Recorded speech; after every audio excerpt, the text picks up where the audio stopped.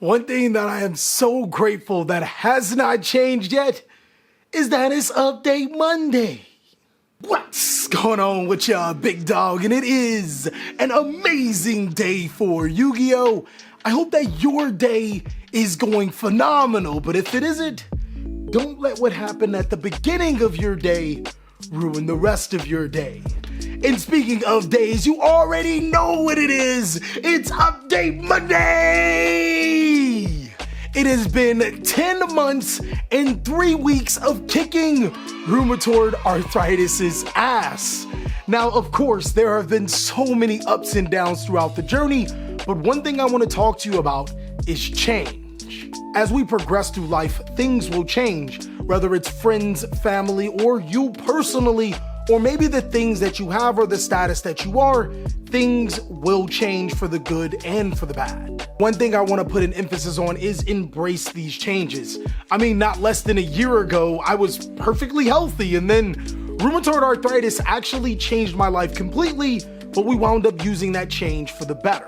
The irony about that statement is that if it weren't for rheumatoid arthritis, I wouldn't even be talking about Update Mondays, which means I wouldn't be able to tell you that even if a bad change happens to you, you can always turn it on its head and make it an amazing thing. And I should be able to tell you guys, as a neutral Sith Lord, you should be one with change. Embrace it, envelop it, let it take over your soul. But seriously, take advantage of every opportunity presented in front of you, good or bad, and I promise you, life is gonna be okay. And speaking of such, damn, Konami, when that Forbidden List coming out? I mean, I did predict on May 12th we will get that Forbidden List drop, but until then, we sitting kind of in limbo trying to figure out what is going to be changed. One thing that we do know is that Dimension Force is coming out, and that will change the trajectory of certain strategies. Today, I'm going to be talking about those strategies that have tons of potential because of not only Dimension Force set, but also the Forbidden List. So let's go ahead and jump on in. So, Bert, who wrote this script, knowing I can't say these cards' names? Bert, I can't say these cards' names. You expect me to say 7th grade stuff when I dropped out in elementary school. Predaplant meliodas. Predaplant meliodas. That's exactly what it looks like. Predaplant trififo. Predaplant trif. Predaplant Beazle, Predaplant thing with arms with flower tentacle teeth things. Oh, Bird, I know this one. Predaplant Bofa. No. Predaplant Bofa, these nuts! Like I said in last week's Rogue tier list, I was extremely skeptical of the new Predaplant support, but I was excited to learn more. Well, here we are, me telling you that the strategy has tons of potential because Dimension Force actually did this strategy right by giving it the support that you need. Cards like Predaplant Meliodas, I am not going to say this card's name correctly, get over it, not only allows you to search a Predaplant monster from your deck to your hand, but can also add a Predapiece trap card. Okay, call me childish, but it's anytime you see Predapiece is like how to catch a predator. I'm gonna need you to have a seat right here, Predaplant players. So, what were you doing with Vert Anaconda alone? It takes 2 to poly, I guess. You're not gonna be fusing with anything except for jail. But in all seriousness, Predaplant Meliodas allows you to add some critical monsters from your deck to your hand and can be easily summoned off of instant fusion, a card that I'm definitely hoping to come off the Forbidden List and predicting to come off the Forbidden List for allowing some cracked plays. There's also the new Predaplant Pendulum monsters that really help the strategy. Normally when Konami goes left and just introduces an entirely new mechanic to cards, it doesn't work out, but this actually works. Predaplant Bofalicula not only allows you to fusion summon when it's placed into the scale, but when it is placed in the scale as a part of a fusion summon itself, it allows you to gain resources. This is actually cracked. And then there's also the card that it pairs really well with in Predaplant Triantis, allowing you to use cards in your Pendulum zone for a fusion summon. These two cards not only give you a free special summon of Predaplant monsters that you weren't able to normal summon, but also get you a free fusion monster and another free card into your hand. Bro! Not to mention that the Predaplant extra deck monsters are already busted. I'm pretty sure you're well and acquainted with Predaplant Pert Anaconda, and of course Predaplant Dragostapelia, a card that works really amazing inside of this strategy, seeing that they do that counter thing. But there's also cards like Predaplant Chimera Rafflesia, which allows you to gain additional resources just in case your opponent thought that they can fuse it off, and has some pretty devastating effects. Moving forward, I have a theory on how this strategy will be different. Konami has failed so many times to make Gladiator Beast competitive. I've seen exactly what they're doing. They've also failed to make a deck named Kwaki-Miru competitive, a strategy that is based off of utilizing one particular spell card and monsters that are all of different types. Now they come through with a new strategy, learning from their mistakes. They decided to put the Kwaki-Miru monsters into the Coliseum, or the gym as you may say, because this is a diamond in the rough, as Therions are not only a good strategy together, but in separate decks. I'm not crazy, you're crazy.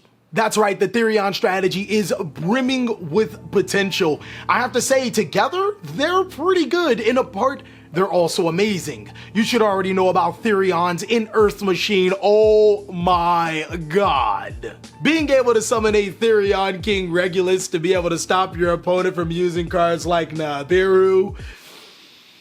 Invincible.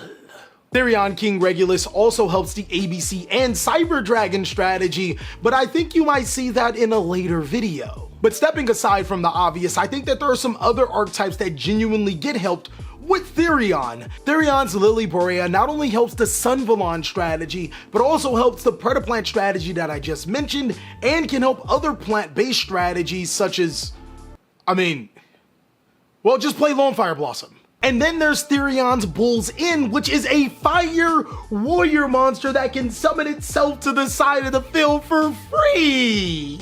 Goki? Infernal Bull? Come on, it's just obvious. They're great as their own deck, they're great as an engine, and they're great being able to help some of the other strategies that aren't necessarily perfect right now, brimming with potential. And of course, there are some strategies that even I missed. Now there is a new strategy from Dimension Force that I am completely excited about because it is brimming with potential. The Scareclaw strategy that makes its debut inside of the set is actually really cool. Being able to special summon free beasts and warrior monsters to your side of the field as long as they are adjacent or underneath in the same column of a Scareclaw monster is pretty cool. It kind of reminds me of the Crusadia archetype in that regard because it does make a huge monster that no one wants to deal with. The new Scareclaw Tryhard is a monster that must be link summoned, and when it is on the field, all monsters are switched to defense position. This don't apply to link monsters since they can't be in defense position. Tryhard is unaffected by any monster effect that just so happens to activate while in defense position, and also it can special summon a level 3 Scareclaw monster from your graveyard to your side of the field, as well as search a Scareclaw monster. Now what exactly makes this deck so deadly? Well, you can summon the Scareclaw Tryhard in one card, and you run just about up to 9 copies of that one card. Any of your Scareclaw monsters can easily make this card just off of a 1-card combo, and your Scareclaw monsters themselves have different effects that apply to your Trias Heart. Effects like being able to attack multiple times in a turn, giving your monster piercing damage, and giving it attack. You can really strike the comparison between this strategy and the Crusadia strategy, as they do similarly the same thing. I also want to point out that since the Scareclaw strategy is mostly comprised of beast monsters, cards like Rescue Cat can easily summon 2 Scareclaw monsters to your side of the field, but you can also use tuner monsters to be able to easily make monsters like Naturia Beast and Brachyon, and you can include the Tri-Brigade engine, as Tri-Brigade Kit is a beast monster that can be special summoned off a Rescue Cat, and your Tri-Brigade monsters work really well since the Scareclaw monsters are mostly beast in the graveyard. The really cool thing about new archetypes, especially when they tie into the lore, is that we know we are going to get more support with this strategy, meaning that this immediately has tons of potential, saying that it's already coming off as a strong strategy. Silence, you mere mortal. I don't care if you've already talked about it in last week's Rogue videos. We're gonna talk about it again. As Zombie World is easily the most improved strategy under Outlet's guidance. Even if you don't decide to play the Outlet cards, the Zombie World strategy has gotten a ton better. The new Mad Mauler tuner card resembles somewhat of a jester. Kind of funny little guy summoning himself to the side of the field by reducing a what now? Wait, any level 6 or higher zombie monster. Zombie World turns everything into zombie monsters. Watch out for that guy. But what I'm really doing the Birdman hand rub is the new Immortal Dragon coming out. This card is everything that the zombie strategy needs, as not only can it make cards like Mizuki plus Instant Fusion full combo, it also is a tuner itself, so synchro off.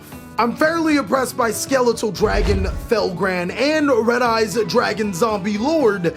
These are some excellent synchro cards to be able to add to the zombie arsenal, but keep in mind, the strategy is still to be feared.